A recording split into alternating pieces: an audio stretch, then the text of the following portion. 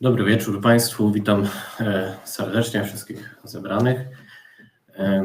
Tak jak zapowiadałem, chciałbym Państwu przedstawić raport pokontrolny po akcji Watchdog na Kaszubach 2020, akcji, która miała na celu zbadanie tego, w jaki sposób samorządy oraz szkoły wydatkują środki przeznaczone na naukę języka kaszubskiego w szkołach województwa pomorskiego.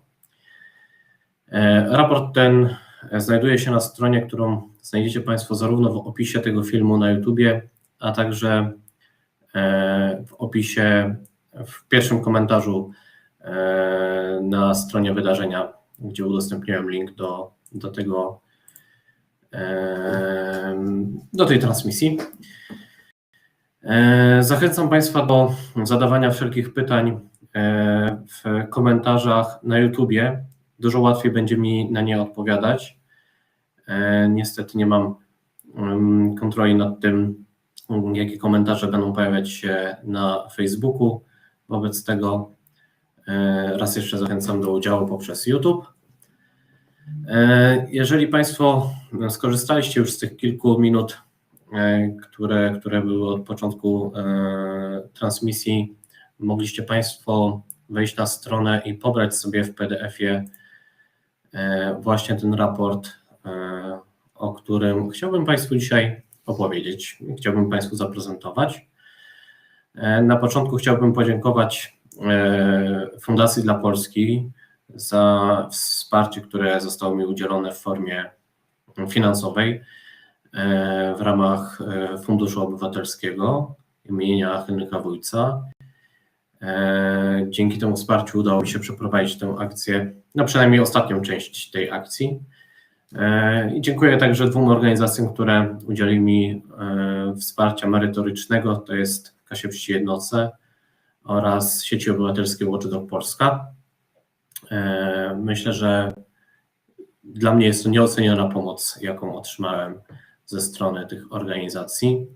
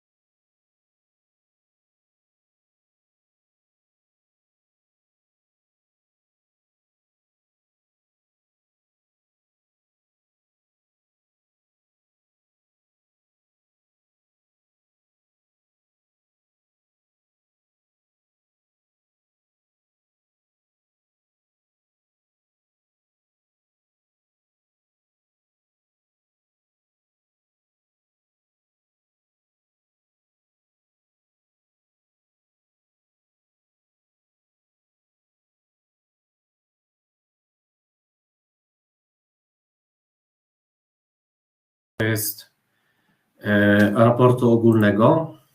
On się składa właściwie z 5 podczęści, 5 kategorii. Został opracowany oczywiście w oparciu na odpowiedzi, które otrzymałem z Ministerstwa Edukacji Narodowej, a także z 74 jednostek samorządu terytorialnego oraz z 288 szkół w ramach udzielenia odpowiedzi na wniosek o informację publiczną. Tak jak wspomniałem, jest 5 części. Pierwsza to są ogólne informacje dotyczące szkół, druga dotyczące uczniów, trzecia dotyczące nauczycieli, czwarta skupiająca się na salach lekcyjnych, no i piąta, być może najciekawsza, dotycząca finansów i finansowania. Każda z tych części obrazuje ogólne informacje pozyskane ze wszystkich podmiotów w zakresie danego tematu i zestawia je z dotychczas dostępnymi informacjami we wspomnianych przeze mnie we wstępie publikacjach, a także z danymi zamieszczonymi m.in. przez Kuratorium Oświaty w Gdańsku, Ministerstwo Edukacji Narodowej, Główny Urząd Statystyczny oraz SIO i RSPO w internecie.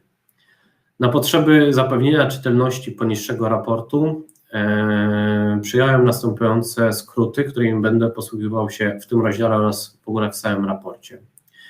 Gdy będę wspominał ekspertyzę, no to będę mówił o artykule, o którym wspomniałem we wstępie, dotyczącym nauki języka kaszubskiego autorstwa pani Mistasz oraz pani Korzyczkowskiej. Gdy będę wspominał raport ZKP, będę miał na myśli tutaj raport przygotowany w 2010 roku przez Zrzeszenie Kaszubsko-Pomorskie, a gdy będę mówił o MEN-ie, JST bądź szkoły, będą to informacje odnoszące się do odpowiedzi, które uzyskałem z tych właśnie podmiotów.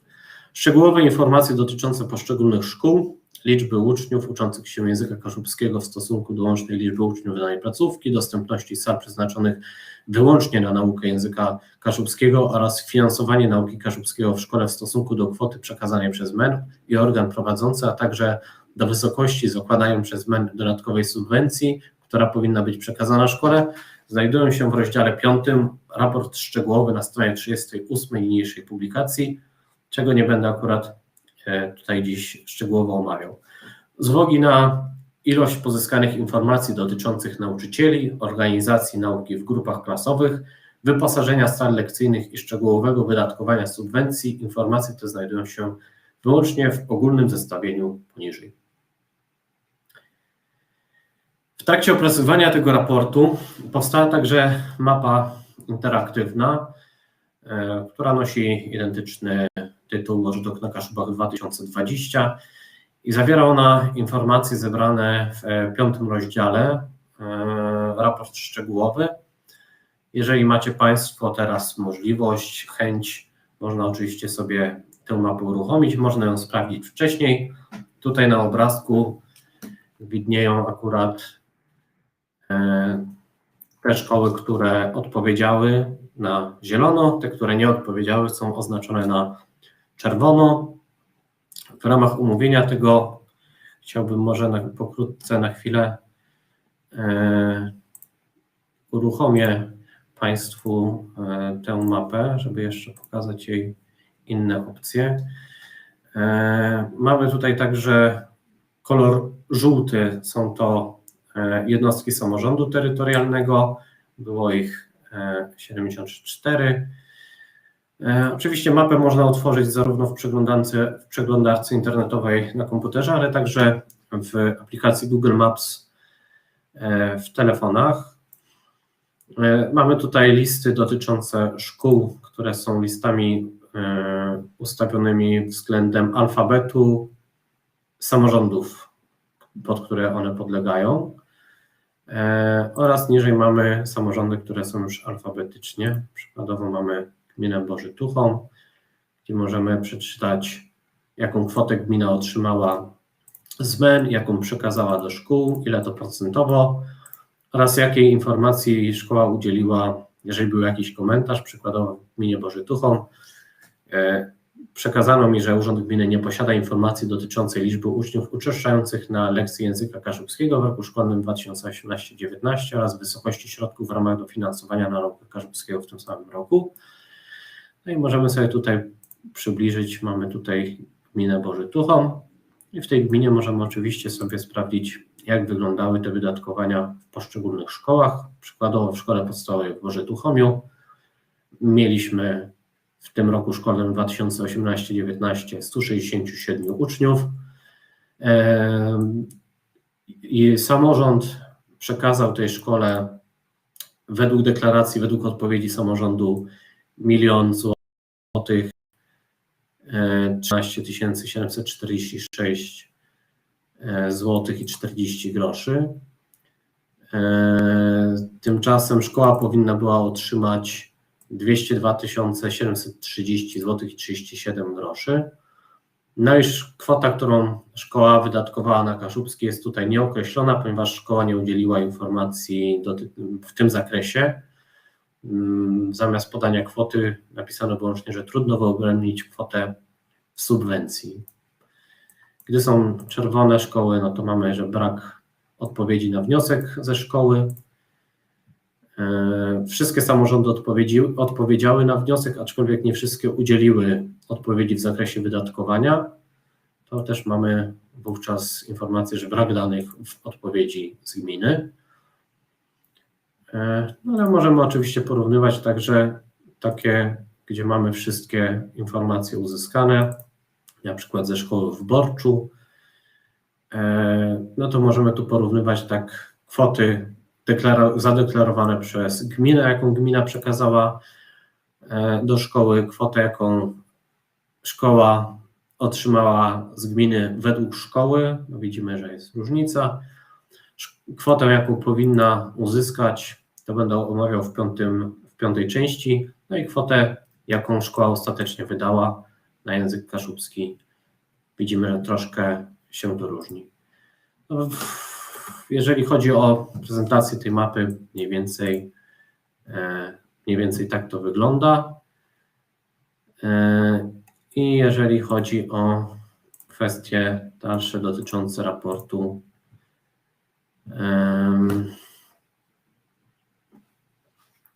mamy tutaj przede wszystkim część kolejna, to są dotycząca szkół. W roku szkolnym 2018-19 szkół, w których nauczono kaszubskiego, było 396 plus 5 przedszkoli. W tym 3 szkoły to były szkoły dwujęzyczne, czyli takie, w których nauczono nie tylko kaszubskiego po kaszubsku, ale także kilku innych przedmiotów. Według informacji uzyskanych z samorządów szkół takich było 357. I tu mamy pewną rozbieżność już w informacjach, które zostały mi przekazane przez samorządy. Zabrakło 39 szkół względem informacji, które znajdują się na stronie Ministerstwa Edukacji Narodowej odnośnie tego, w ilu szkołach jest nauczany ten kaszubski. I pozwoliłem sobie to porównać z informacjami, które znalazłem na stronie Zrzeszenia Kaszubsko-Pomorskiego dotyczących liczby uczniów i liczby szkół w poprzednim roku szkolnym, czyli 2017-18. Tutaj przede wszystkim informacja była taka, że było 408 szkół, więc mamy informację taką, że liczba ta zmalała o 12 i po części może być to efekt likwidacji gimnazjów, aczkolwiek w tym roku szkolnym 2018-19 jeszcze ostatnie klasy gimnazjalne funkcjonowały. Zupełnie nowych szkół, których w spisie Zrzeszenia Kaszubsko-Pomorskiego nie było, było 16. Jednak rzeczywista liczba szkół, która w związku z tym, że tych szkół było 16 więcej, rzeczywista liczba szkół, w których zaprzestano nauczania języka kaszubskiego, to jest 28. No i część z tych szkół uległa likwidacji, bo nie została już przekształcona z gimnazjów do szkół podstawowych. Tu macie Państwo informacje, jak wygląda rozkład odnośnie liczby uczniów w poszczególnych szkołach, na poszczególnych etapach edukacyjnych. Zdecydowanie najwięcej jest oczywiście uczniów w szkołach podstawowych i niestety im dalej, tym niestety gorzej. Wniosek został skierowany do wszystkich szkół, do których otrzymałem informacje z JST, czyli do 357 szkół. Na wniosek odpowiedziało 288 szkół, nie odpowiedziało 69. Tu macie dalej Państwo taką listę szkół, które nie udzieliły odpowiedzi na tę informację. Jeżeli chodzi o kwestię uczniów, w tym samym roku szkolnym uczniów uczących się kaszubskiego było 20 052, plus 344 przedszkolaków z zajęciami języka kaszubskiego. Jednak, jak wiemy, przedszkola nie otrzymują subwencji dodatkowej na naukę kaszubskiego ze względu na przepisy, jakie w tej chwili obowiązują. W związku z czym cała subwencja jest przeliczana wyłącznie na liczbę uczniów poza przedszkolami. Jeżeli chodzi o to, ile uczniów zadeklarowało mi MEN w swojej odpowiedzi, to widzimy, że jest pewna różnica, bo MEN podało liczbę 19 545, co nie zgadza się z ogólną liczbą znajdującą się na stronie, którą przed chwilą z tabelkę pokazywałem. I to jest strona właśnie też ministerialna. Moim zdaniem różnica wynika z tego, że nie wzięto pod uwagę między innymi szkół dwujęzycznych w odpowiedzi z ministerstwa. Ale myślę, że nie była to aż tak duża liczba tych dzieciaków uczących się w tych 3 szkołach, aby było to no prawie 500 osób, więc trudno tutaj też powiedzieć, gdzie dokładnie jakby ministerstwo popełniło błąd w zliczaniu. Tak czy inaczej, według samorządów w tych szkołach dwujęzycznych było 71 uczniów, a według szkół 102.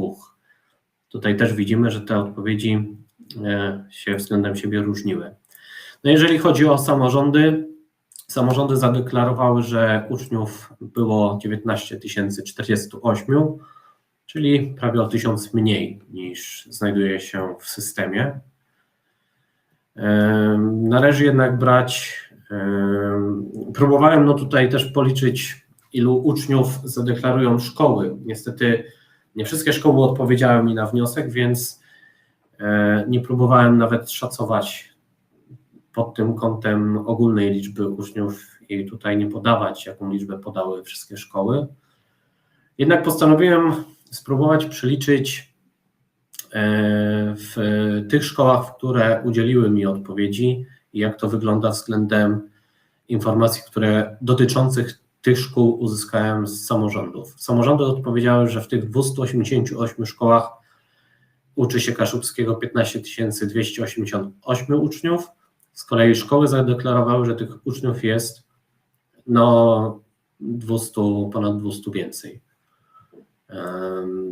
Wziąłem pod uwagę oczywiście tę liczbę zadeklarowaną przez szkoły i pozwoliłem sobie przeliczyć ją na ogólną liczbę uczniów uczących się w tych szkołach, bo to było też jedno z pytań, które skierowałem do szkół. I w tych 288 szkołach ogólna liczba uczniów uczących się to była 80 939, z czego w tych samych szkołach 15 495 uczniów uczyło się kaszubskiego, co stanowi w przybliżeniu 19,1% tych wszystkich uczniów uczących się w tych szkołach. Kaszubski zazwyczaj organizowany jest, nauka języka kaszubskiego zazwyczaj organizowana jest w takich grupach międzyrocznikowych, ale widoczna jest taka tendencja, która pokazuje, że dotyczy to szczególnie szkół starszych, byłych gimnazjów, obecnie także szkół średnich i szkół ponadpodstawowych i szkół starszych szkoły podstawowej, od klasy 4 w górę. Jeżeli chodzi o pierwsze 3 klasy, zazwyczaj są to grupy, w których naucza się języka kaszubskiego, które funkcjonują codziennie w obrębie takich grup, które stanowią ci uczniowie w codziennych klasach lekcyjnych. No i jest też była też kategoria dotycząca ewentualnej organizacji nauki kaszubskiego w grupach utworzonych z kilku równoległych rocznikowo klas. No to jest to najmniej popularna forma, aczkolwiek mimo wszystko dosyć często była ona spotykana.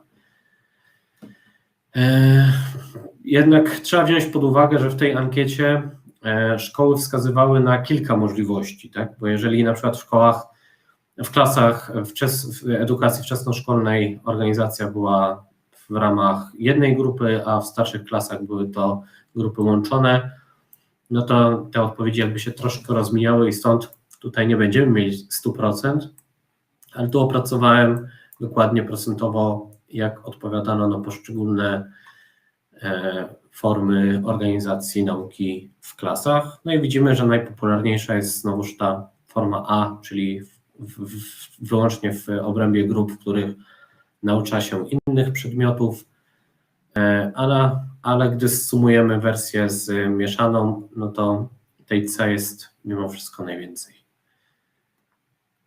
Jeżeli chodzi o nauczycieli, to miałem taki pomysł, aby spróbować policzyć, ilu nauczycieli języka kaszubskiego naucza tego przedmiotu w szkołach, ponieważ od wielu lat jest problem z tym, żeby dookreślić, ilu z nich jest tak naprawdę aktywnych zawodowo. Ale niestety, po pierwsze, nie wszystkie szkoły udzieliły mi odpowiedzi na ten wniosek, więc jakby mijało się to z celem, a po drugie, nie wszystkie szkoły chciały mi podać dokładną liczbę nauczycieli. Jeżeli chodzi o to pytanie dotyczące liczby nauczycieli, odpowiedziało mi tutaj 273 szkoły z 288. No i tu mamy taki rozkład, jeżeli chodzi o to, ilu nauczycieli najczęściej zatrudniają szkoły. No, najczęściej oczywiście jest to jeden nauczyciel, 2 nauczycieli, no to jest około 32% szkół zatrudnia. No jest jedna szkoła, która zatrudnia 6 nauczycieli języka kaszubskiego. To jest szkoła, akurat jedna ze szkół dwujęzycznych.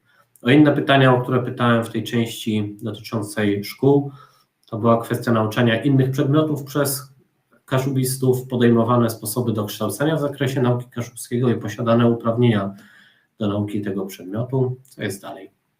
Jeżeli chodzi o kwestię nauczania innych przedmiotów, no to nieco ponad 25% nauczycieli nie naucza żadnego innego przedmiotu niż kaszubskiego, czyli są to nauczyciele zatrudnieni wyłącznie do nauki tego przedmiotu. Jednak jak widzimy, prawie 3/4 nauczycieli to są tacy nauczyciele, którzy zajmują się także nauką innych przedmiotów. Jeżeli chodzi o to, jakie to są przedmioty, to najczęściej mamy do czynienia z nauczycielami, którzy są jednocześnie nauczycielami edukacji wczesnoszkolnej. Przeważają także poloniści, historycy, nauczyciele przedmiotów artystycznych i tak dalej. Można sobie tutaj dokładnie się zapoznać z tą listą. Trzeba jednak pamiętać, że tutaj bardzo częstą praktyką jest łączenie różnych przedmiotów nauczanych przez nauczycieli, na przykład historii i WOS-u, chemii, fizyki, biologii, matematyki, informatyki, muzyki, plastyki i techniki. Bardzo często wskazywano na kilka różnych przedmiotów, których nauczyciele nauczają poza językiem kaszubskim. Jeżeli chodzi o kwestię dokształcania się nauczycieli, no to mieliśmy tutaj przewagę niewielką, ale jednak jakąś nauczycieli, którzy podejmowali w roku szkolnym 2018-19 jakąś formę dokształcania. No było ich prawie 55%. No jeżeli chodzi o formy dokształcania, przeważały konferencje na Uniwersytecie Gdańskim w Gdańsku oraz na Akademii Pomorskiej w Słupsku. Oczywiście konferencje metodyczne, dydaktyczne, językowe, najróżniejsze. Na drugim miejscu klasyfikowały się warsztaty. To też były najróżniejsze warsztaty, od warsztatów językowych przez warsztaty tańca, haftu, warsztaty plastyczne. Były to bardzo różne warsztaty, ale postanowiłem je jednak skupić jako formę dokształcania. No i na trzecim miejscu były szkolenia organizowane przez Centrum Edukacji Nauczycieli w Gdańsku oraz przez ODN w Słupsku. No i czwartym najpopularniejszym były studia podyplomowe na Uniwersytecie Gdańskim Akademii Pomorskiej, co też pokazuje, że dosyć sporo tych nauczycieli za formę dokształcenia uważa te studia i dosyć często jest tak, że tam, gdzie nauczyciele mają uprawnienia do wykonywania zawodu właśnie po ukończeniu tych studiów, to podejmują jednak jeszcze jakieś formy dokształcenia, wciąż poszukują jeszcze czegoś, o czym właśnie dalej. Jeżeli chodzi o te kwalifikacje, to zdecydowana większość, czyli 50, prawie 5% nauczycieli ukończyła studia podyplomowe na UG albo na AP. Na drugim miejscu klasyfikują się nauczyciele, którzy posiadają certyfikat poegzaminacyjny wydawany przez Zrzeszenie Kaszubsko-Pomorskie, to jest 38%. Nieco ponad 5% to są absolwenci takich kierunków jak etnofilologia i kaszubistyka na Uniwersytecie Gdańskim.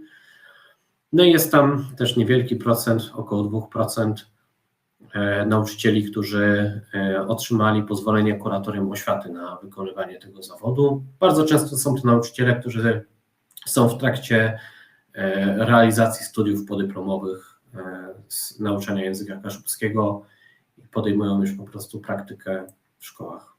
Jeżeli chodzi o czwartą część, którą badałem, czyli sale lekcyjne, przede wszystkim tutaj warto podkreślić, że szkoły nie mają obowiązku do tego, aby organizować oddzielną salę do nauki języka kaszubskiego, aczkolwiek spytałem o to, czy ten przedmiot organizowany jest w oddzielnej sali. No i tutaj mamy przewagę szkół, w których nie jest to oddzielna sala, jest to 57%.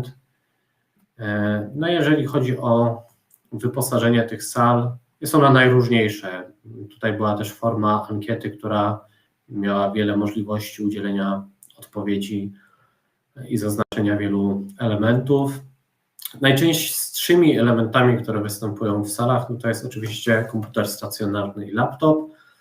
I według deklaracji na kolejnych miejscach są biblioteczki ze słownikami kaszubsko-polskimi oraz z kaszubskojęzyczną literaturą.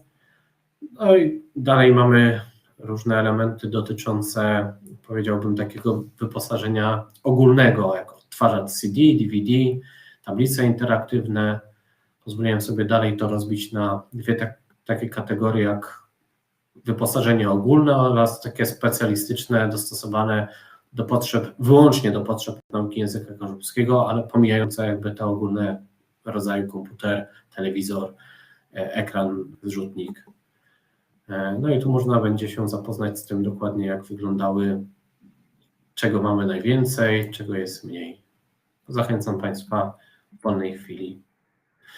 Jeżeli chodzi o ostatnią część, być może najtrudniejszą odnośnie finansowania, no to tutaj zauważyłem, że dosyć dużym problemem jest to, że nie bardzo wiadomo, w jaki sposób policzyć, jaka kwota powinna zostać przeznaczona. Szkoły i samorządy bardzo często deklarowały, że nie wiedzą, jak to liczyć, że nie prowadzą takiej ewidencji, ponieważ nie mają takiego obowiązku prawnego. Postanowiłem więc po prostu stworzyć taki wzór dotyczący tego, jak obliczyć subwencję dodatkową na naukę języka kaszubskiego. Macie tu Państwo ten wzór oraz omówienie, w jaki sposób należy go przeliczać. Ciut inaczej wygląda ten wzór, jeżeli chodzi o szkoły dwujęzyczne. Tutaj należy dodać jeszcze wagę P25. No jeżeli chodzi o kwestię wag, no to w roku szkolnym 2018-19 one się prezentowały w taki sposób, są tutaj wytłuszczone. Aczkolwiek pozwoliłem sobie też zrobić takie zestawienie porównawcze dla tych wag, jak one wyglądały od 2010 roku, czyli te informacje, które uzyskałem z publikacji zrzeszenia oraz w kolejnych latach w 16-17 to są informacje, które w ekspertyzie, a także w przyszłym roku szkolnym, a właściwie obecnym, które będą obowiązywać, to są z projektu ustawy i rozporządzenia ministra edukacji, który już się w internecie znajduje. Można tu zauważyć pewną tendencję spadkową, zarówno jeżeli chodzi o wysokość wag, bo na początku mieliśmy wagę P10, która w przypadku szkół podstawowych dotyczyła 84 uczniów, czyli do 84 uczniów ta waga obowiązywała i to było 150% subwencji podstawowej, razy jeszcze liczba uczniów, razy wskaźnik korygujący wyliczany przez Ministerstwo Edukacji Narodowej, który jest dla każdego samorządu inny, co budzi największe problemy w kwestii wyliczania tego, ile samorząd powinien przekazywać i tak dalej, i tak dalej. No jeżeli chodzi o uczniów, jeżeli przekroczyli oni liczbę 84, to wskaźnik ten wynosił 20%. Ten wskaźnik akurat 20% się w żaden sposób nie zmienił. Zmieniała się tutaj liczba uczniów, ale była ona uzasadniona likwidacją gimnazjów. Tak jak zlikwidowano gimnazja, tak powiększono tę liczbę do 112 uczniów, ale wprowadzono także wagę pośrednią pomiędzy uczniami, która w kolejnych latach to było P14 oraz P24, a w obecnym roku będzie P26. Tu widać też pewne utrudnienie, że dosyć często te nazwy tych wag i progów się zmieniają. No i widzimy, że tutaj też ta różnica dotycząca liczby uczniów no, ciutkę się zwiększała w stosunku do tego, jak likwidowano gimnazja, aczkolwiek jeżeli porównamy to z liczbą uczniów, którą dopuszczano w gimnazjach jako maksymalną, czyli 42, to ta różnica 32 nie pokrywa się niestety z liczbą, która dotyczyła uczniów w gimnazjach, a tak czy inaczej liczba 42 uczniów w gimnazjum, jeżeli gimnazjum jest bardzo duże, a bardzo często jest tak, że na Kaszubach jest jedno gimnazjum na gminę, no to po prostu jest to bardzo mała liczba, która wydaje się, że w sposób odgórny ogranicza liczbę tych uczniów w szkołach. Oczywiście wiąże się z tym, że szkoły otrzymują powyżej tej liczby uczniów mniejsze dotacje. No i przykładowo takie wyliczenie pozwoliłem sobie zrobić dla powiatu chojnickiego. Tu mieliśmy liczbę uczniów z wagą P22 145, przy P23 402, P24 8. Wskaźnik korygujący dla powiatu chojnickiego to był 1,0410 26519. One wszystkie są takie długie. No i tutaj bierzemy pod uwagę także subwencję oświatową, która wynosiła 5568,57 zł.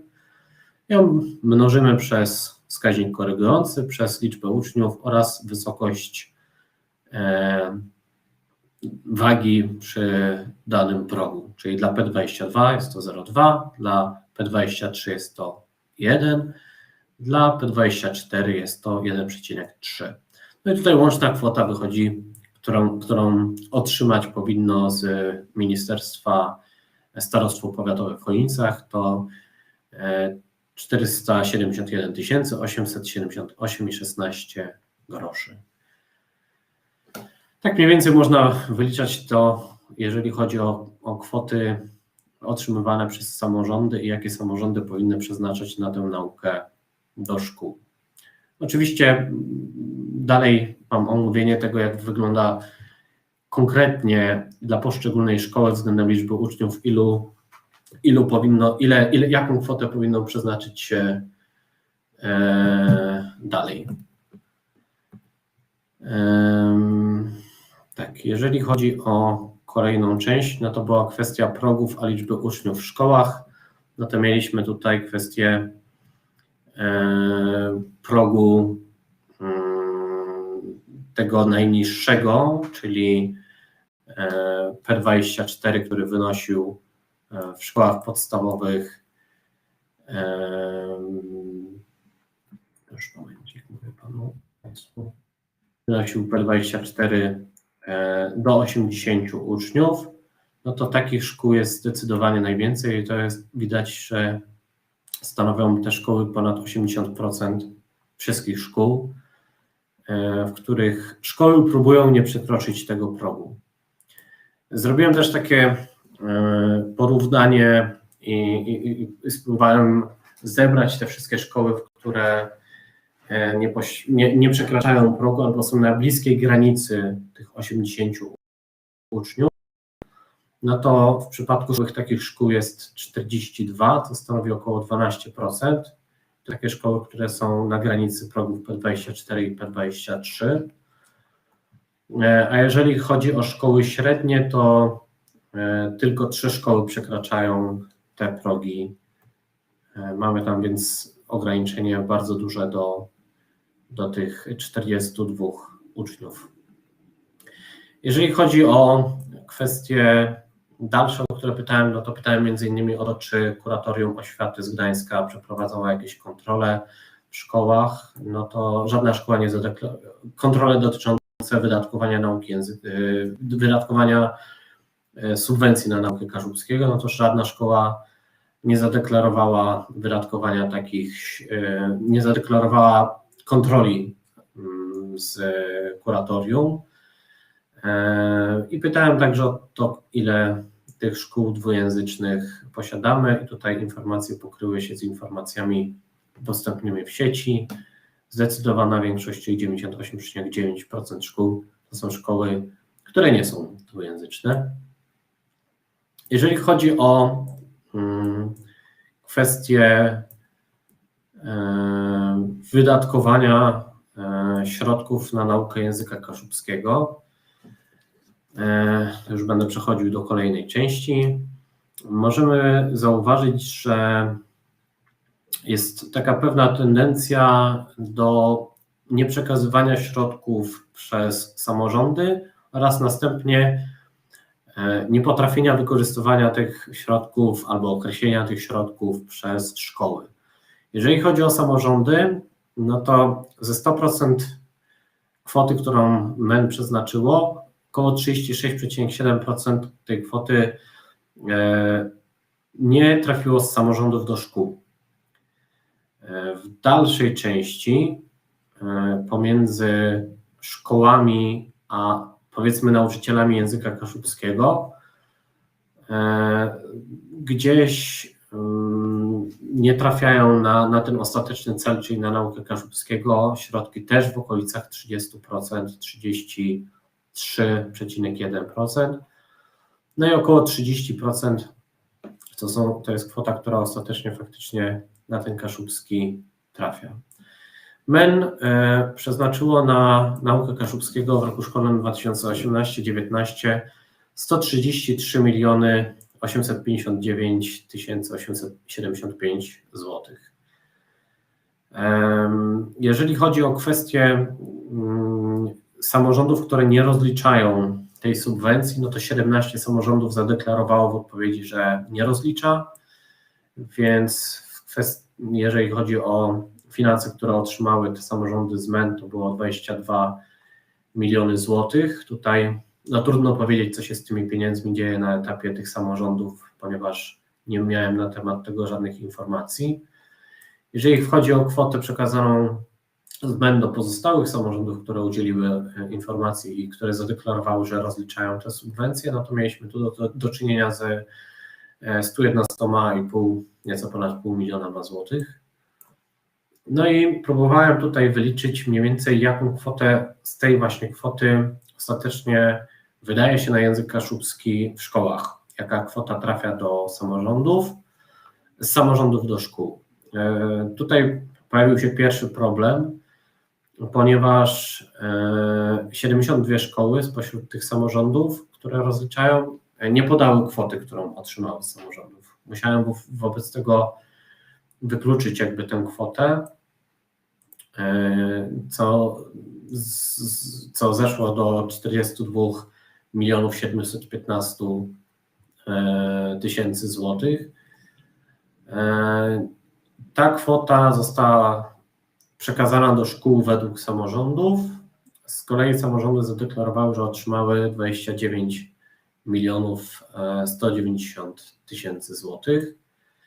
Jednak tutaj też, żeby policzyć dokładnie, ile z tego zostało wydane na Kaszubski, musiałem odjąć jeszcze 8 szkół, które nie podało wysokości kwoty, którą przekazało na ten cel.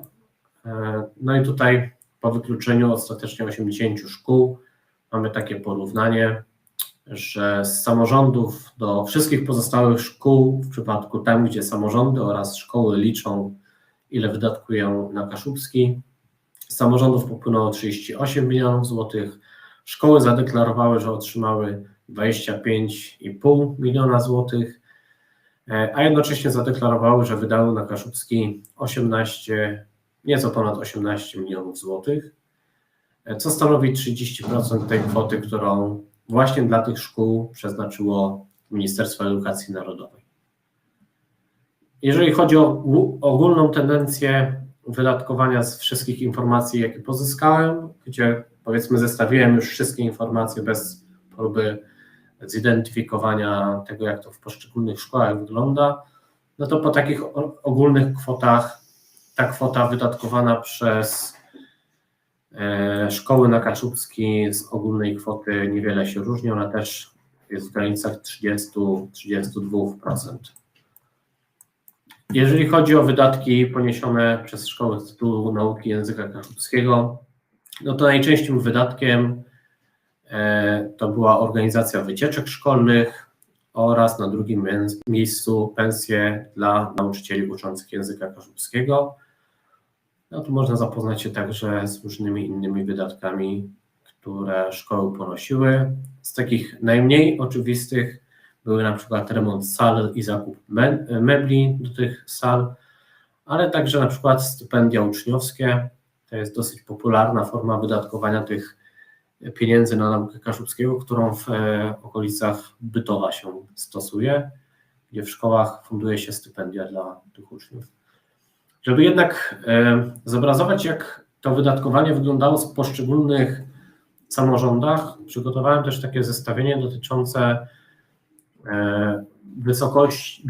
liczby uczniów uczących się kaszubskiego w poszczególnych gminach oraz dotacji, które otrzymały one z ministerstwa. Tu widzimy na przykład, że gminy Sierakowice, Kartuzy, Żukowo, Szemut i Brusy to są takie gminy, które otrzymały ponad 4 miliony złotych, nawet ponad 6 milionów w przypadku Sierakowic na naukę kaszubskiego. Oczywiście wiązało się to z dużą liczbą uczniów uczących się tego języka. Jest cała rozpiska, z którą można się zapoznać. Oraz przygotowałem także zestawienie procentowe,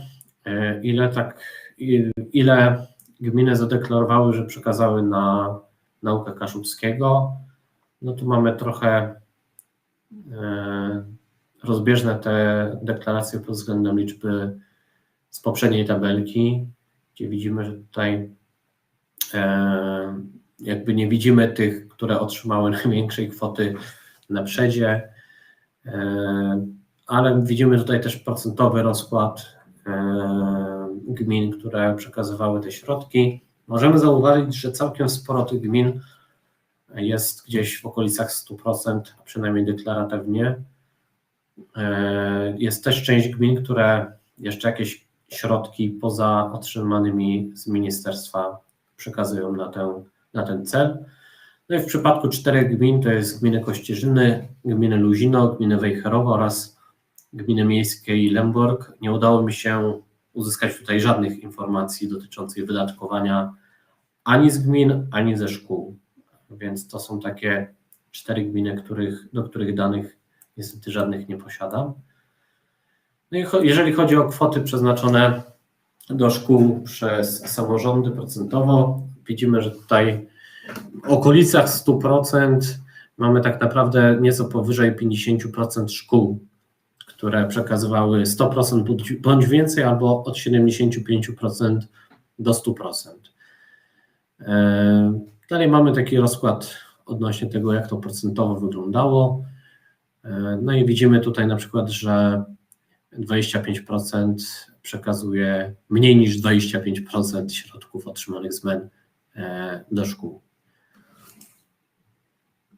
I przechodząc do wniosków i propozycji. Głównym założeniem projektu Watchdog na Kaszubach było zweryfikowanie informacji dotyczących problemów z pozyskaniem środków na nauczanie kaszubskiego. Nauczyciele kaszubiści najczęściej wskazywali na niechęć udzielania pomocy w pozyskiwaniu środków ze strony samorządów, o czym wspomina ekspertyza. I tutaj z ekspertyzy problemy wykazane przez nauczycieli. Zdaniem uczestników pieniądze nie trafiają tak jak powinny do beneficjentów edukacyjnych, samorządy nie przekazują pełnych kwot subwencji. Drugi problem. Zdaniem uczestników samorządy odgórnie ustalają kwoty pieniężne dla szkół, pieniądze rozdysponowane są na przykład według zasady każda szkoła tyle samo. Trzeci problem. Zdaniem uczestników w środowisku lokalnym istnieje niewielka lub brak jest współpracy dyrektorów szkół i wójtów gmin w zakresie współdziałania na rzecz edukacji kaszubskiej. I czwarty problem. Zdaniem uczestników brak jest przejrzystych zasad, dochodzi do hamowania lub nawet blokowania przepływu środków z subwencji oświatowych przez samorządy, utrudnia to, a nawet przeszkadza w planowaniu i realizacji działań oraz zadań edukacyjnych. Informacje pozyskane w ramach projektu Watchdog na Kaszubach 2020 pozwalają sądzić, że sytuacja ta nie jest jednak normą. Większość samorządów, 54,1% na naukę kaszubskiego do szkół przeznacza ponad 75% otrzymanych środków z MEN. Część z nich do otrzymania puli z MEN dokłada nawet do 28,5% dodatkowych środków z własnej inicjatywy. Tutaj tabelka, o której wspomniałem. Oczywiście są jednak samorządy, które deklarują zgodnie z obowiązującymi przepisami, że nie wydzielają z ogólnej subwencji oświatowej środków na naukę kaszubskiego, gdyż nie są one znaczone przez Ministerstwo Edukacji Narodowej. Sytuacja ta dotyczy 17 samorządów. Informacje otrzymane ze szkół pozwoliły ograniczyć liczbę nieweryfikowalnych samorządów do 4. Być może zawarte powyżej zestawienia środków, które powinny trafiać z samorządów do szkół, będą pomocne zarówno dla urzędników, jak i dla nauczycieli języka kaszubskiego w znajdowaniu wzajemnego zrozumienia. Okazuje się jednak, że większy problem z właściwym rozdysponowaniem otrzymanej subwencji czy dotacji mają same szkoły. Według wyliczeń dotyczących środków weryfikowalnych na wszystkich etapach pomiędzy ministerstwem a samorządami, pomiędzy samorządami a szkołami, pomiędzy, nazwijmy to tak, samorządami a nauczaniem języka kaszubskiego, to właśnie ten ostatni etap budzi największe wątpliwości. Szkoły na naukę kaszubskiego przeznaczają średnio około 30% dodatkowej subwencji oświatowej z MEN. Być może problemem jest tu brak wykazu środków przypadających na jednego ucznia na naukę języka kaszubskiego w szkołach. W tej sytuacji mogą okazać się opracowane przeze mnie wzory na stronie 20 oraz wskaźniki korygujące dla każdego samorządu inne, podane w rozdziale 5 raport szczegółowy. W kwestiach organizacji nauki kaszubskiego dostrzegane są także inne problemy. Członkowie społeczności kaszubskiej, działacze, samorządowcy, nauczyciele, dyrektorzy szkół, wykładowcy naukowi, eksperci edukacyjni w najbliższym czasie powinni rozważyć, jakie działania należy podjąć w celu polepszenia sytuacji nauczania języka kaszubskiego i dostosowania do zmian wynikających z ostatniej reformy edukacji. Liczba szkół, w których naucza się kaszubskiego, zaczyna spadać. Porównując rok szkolny 2018-19 z poprzednim rokiem szkolnym, można mówić o utracie w sumie 28 szkół, a nie był to jeszcze etap likwidacji gimnazjów. Po drugie, zdecydowana większość szkół, ponad 80%, ograniczyła liczbę uczniów do wartości poniżej najniższego progu P24, czyli 80 uczniów w szkołach podstawowych, 10 w gimnazjach, 30 w szkołach średnich.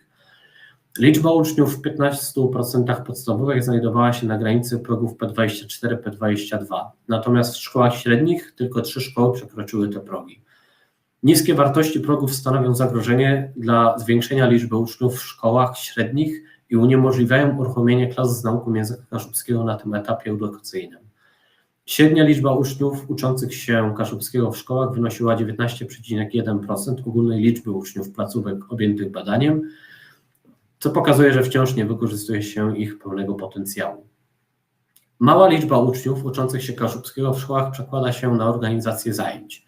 Prawie 45% szkół zajęcia z kaszubskiego organizuje w grupach utworzonych z kilku roczników.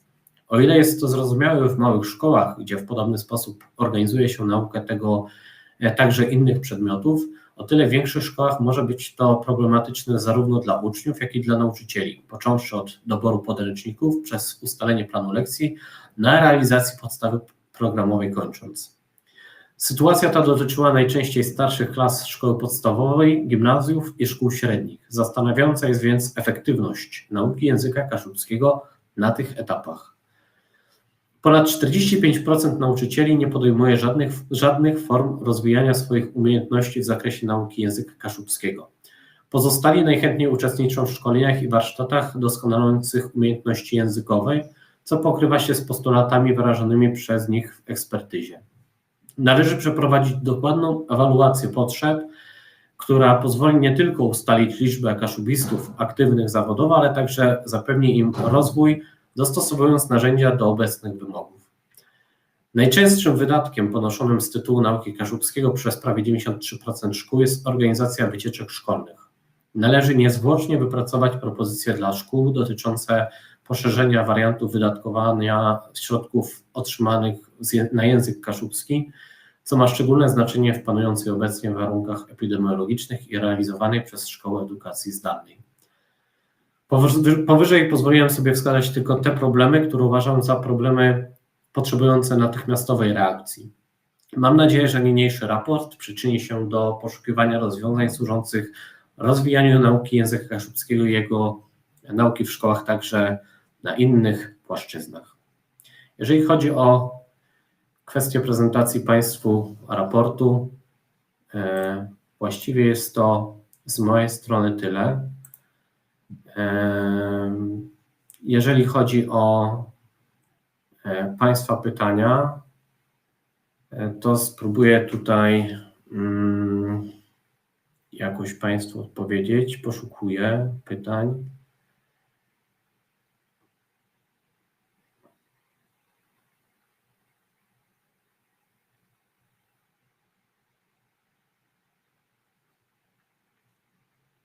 No, na chwilę obecną nie widzę z Państwa strony żadnych pytań. Jeżeli jeszcze jakieś pytania dotyczące tego zaprezentowanego raportu albo samej organizacji, samego działania Państwo posiadacie, to ja oczywiście z chęcią odpowiem. Najłatwiej będzie mi, tak jak wspomniałem, jeżeli pytania te zadacie Państwo poprzez YouTube'a. Jeżeli nie dostrzegę, pozwolę sobie jeszcze sprawdzić ewentualnie inne miejsca.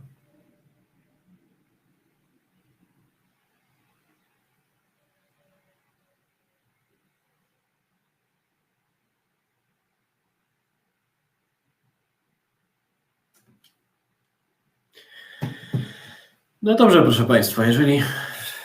O, jest pytanie. To jest ciekawe pytanie, powinno się wyświetlić. Jacek Słomian pyta, jak zmienić sytuację, by pieniądze trafiały rzeczywiście na naukę? To myślę zapewne kaszubskiego. No nie jest to niestety pytanie łatwe. Jest to kwestia na pewno wymagająca konsultacji i współpracy ogólnie całego środowiska kaszubskiego. Tak jak wspomniałem, samorządowców, dyrektorów szkół, działaczy społecznych, organizacji kaszubskich, ekspertów zajmujących się edukacją i organizacją tejże edukacji. Myślę, że jest tutaj do wypracowania bardzo wiele różnych rozwiązań, które też powinny w jakimś stopniu trafić do Ministerstwa Edukacji Narodowej, czyli Ministerstwa Szkolnictwa, aby spróbować tę sytuację obecną, przede wszystkim kwestie dotyczące tego, że środki te nie są znaczone w żaden sposób, jakoś poruszyć i naprawić, zmienić. Być może tę dotację należy wydzielić z dotacji ogólnej, która trafia do szkół, tak, do samorządów, tak aby samorządy wiedziały, jakie dokładnie środki powinny być przeznaczane na tę naukę. Aczkolwiek praktyka pokazuje, że samorządy potrafią policzyć, jakie środki powinny zostać przekazane, ponieważ w przypadku szkół prywatnych te środki trafiają zawsze w 100% do tych szkół. Dostałem także pytanie od Oskara, jaki klimat towarzyszył badaniom. No to trochę wspomniałem we wstępie, że kwestia samego badania, czyli ponad roku składania, dzwonienia, odpisywania na maile, była dosyć uciążliwa i że sama formuła wniosku o informację publiczną niewiele niestety ułatwiała w tej kwestii, w tym zakresie. I tak jak wspomniałem też we wniosku, pojawiało się trochę takich no, niezbyt przychylnych mi i samemu badaniu odpowiedzi zarówno ze strony samorządów, jak i ze strony szkół. W tym, tak jak wspomniałem, była sytuacja, gdy dostałem dosyć wulgarne wiadomości na Facebooku z profilu zrzeszającego motocyklistów w jednym z kaszubskich miast, profilu, który był połączony z jedną z prywatnych szkół w tym mieście. Bardzo często dostawałem pytania od szkół na maila dotyczące tego, kto zlecił mi tą kontrolę, na czyje to jest polecenie realizowane. A w rozmowach telefonicznych ze szkołami też czuć było dużą niechęć do udzielania odpowiedzi i brania udziału w tym. No myślę, że był to dosyć ciężki grunt i może nie jest to forma, którą powinno się stosować do kontroli tych wydatków. Myślę, że wprowadzenie jakiejś innej formy poprzez właśnie znaczenie tych środków i podjęcie jakiejś kontroli nad wydatkowaniem tych środków odgórnie miałoby dla nas, dla Kaszubów, lepsze efekty, jeżeli chodzi o to, w jaki sposób są one wydatkowane. No i oczywiście wiązałoby się z tym, że szkoły i samorządy wiedziałyby dokładnie, jakie środki powinny zostać przeznaczone. Ja jednak osobiście no powiem, że czułem zarówno ekscytację prowadząc te badania, jak i satysfakcję z tego, że udało się te informacje w takiej mierze pozyskać. Mam także pytanie, jakie było uzasadnienie wskazane przez szkoły, które odmówiły udzielenia informacji o finansowaniu lekcji? Kto najchętniej współpracował? Jeżeli chodzi o uzasadnienie ze szkół,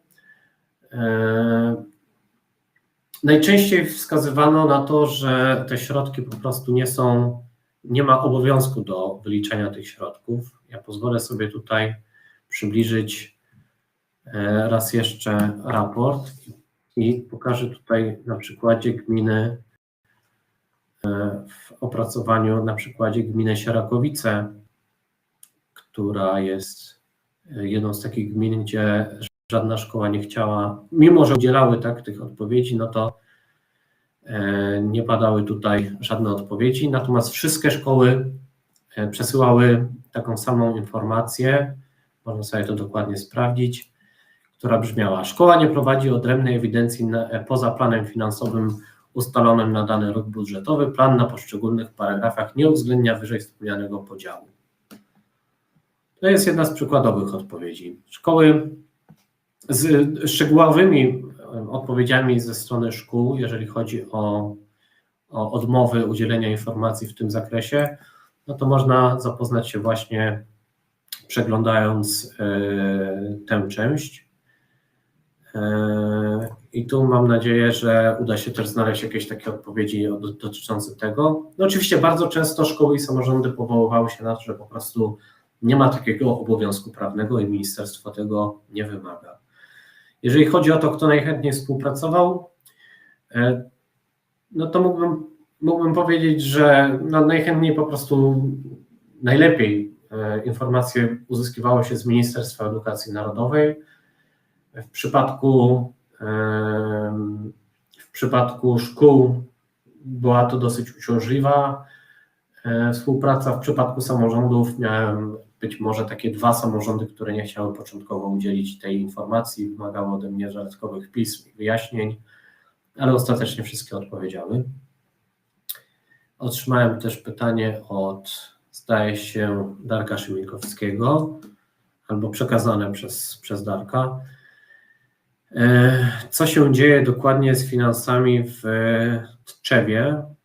Kwota z ministerstwa to jest 208 955 tysięcy, a tutaj jest kwota, informacja przekazana przez samorząd, to jest w dalszej części. Wydział Edukacji informuje, że w szkołach i placówkach prowadzonych przez Gminę Miejską Tczew nie są prowadzone zajęcia z języka kaszubskiego. Tutaj sytuacja dotyczy tego, że w Tczewie jest jedna placówka, jest to placówka prywatna Montessori, w której naucza się języka kaszubskiego. I prawdopodobnie jest tak, że samorząd, odpowiadając na to pytanie, nie uwzględnił tego, że prywatna placówka nie jest szkołą prowadzoną przez samorząd. Bo tak de facto prawnie to wygląda. Placówka jest prowadzona przez organizację, przez stowarzyszenie, a nie przez samorząd. W związku z tym jest tutaj ta różnica. Jeżeli chodzi o kolejne pytanie, to dostałem tutaj pytanie, a właściwie komentarz od pani Adeli Życzkowskiej, którą wspomniałem, która opracowywała między innymi ekspertyzę. Ja myślę, że samorządy doskonale wiedzą. No właśnie mówisz o tym. Myślę, że to sprawa Kaszubów odpowiedzialności. Trochę się przyzwyczailiśmy do tego, że inni za nas coś zrobią. I pytania. Nie sądzisz, że jest to pytanie o to, czy jest szkoła samorządu obywateli, czy też Kaszubów obywateli, czy przypadkiem nie zapomnieliśmy, że szkoła to dobro wspólne, a nie dobro władzy. No i tutaj doprecyzowuję pani Adela, że chodzi o politykę edukacyjną Kaszubów. No myślę, ja prywatnie uważam, że mamy olbrzymią, jako społeczność kaszubska, mamy olbrzymią odpowiedzialność za to, aby za organizację nauczania języka kaszubskiego oraz za dzieci, które uczą się tego języka.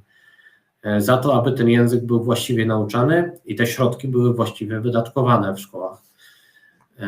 A przynajmniej zapewniały wszystkie potrzeby, które są, a być może dopiero potem były przekazywane na inne wydatki i cele czy potrzebności w szkołach, ale tak czy inaczej powinny one wszystkie trafiać na pewno do szkół. To pytanie odnośnie tego, czyja jest szkoła, czy samorządu, czy obywateli, czy nas Kaszubów obywateli, no to jest takim zagadnieniem dosyć ciężkim, bo z jednej strony oczywiście prawnie szkoły podlegają samorządom bądź organizacjom, tak jeżeli są to szkoły prywatne i są prowadzone przez jakieś organizacje, firmy. Jeżeli chodzi o kwestię, jak wydaje mi się, że powinno być, to myślę, że ideałem byłoby, gdyby istniała jakaś organizacja, istniało jakieś ciało zajmujące się wyłącznie edukacją kaszubską i to właśnie to ciało, jakiś Instytut Edukacji Kaszubskiej, czy jakkolwiek by się to nie nazywało, sprawowałoby co roku kontrolę nad wydatkowaniem, to ono by się zajmowało formami dokształcania nauczycieli, nie wiem, organizowałoby sposoby tej nauki, miałoby też jakąś kontrolę nad tym, jak posiadane przez nauczycieli uprawnienia przekładają się na to, w jaki sposób nauczyciele faktycznie nauczają tego języka i tak dalej, i tak dalej. Myślę, że tutaj warto myśleć o tym, aby w przyszłości stworzyć takie ciało będące jednocześnie narzędziem ku temu, by tę sytuację po prostu naszego nauczania i tej edukacji kaszubskiej polepszać. Jeżeli chodzi o pytania, to ja widzę, więcej nie widzę.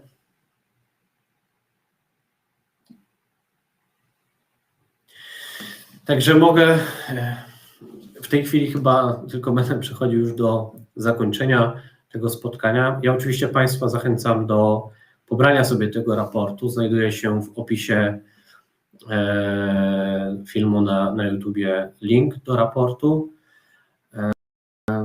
No i właściwie na koniec chcę też zachęcić Państwa do wsparcia kolejnego projektu, który już zacząłem i który właściwie od jutra rozpocznę realizować. To jest do wydania kaszubskojęzycznego tłumaczenia powieści Przygody Alicji w Krainie Czarów.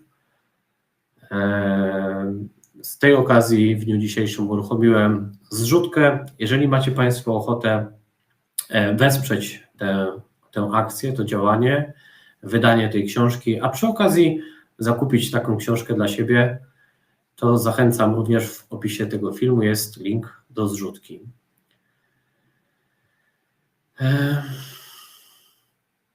No to chyba tyle będzie. W takim razie dziękuję Państwu za pytania. No i życzę owocnej lektury raportu, który przygotowałem. Jeżeli oczywiście będziecie mieli Państwo jeszcze jakieś pytania po przeczytaniu raportu, to zapraszam do kontaktu przez Facebooka. Myślę, że będziemy mogli jeszcze jakoś nad tą kwestią podyskutować. Wszystkiego dobrego i dobrej nocy.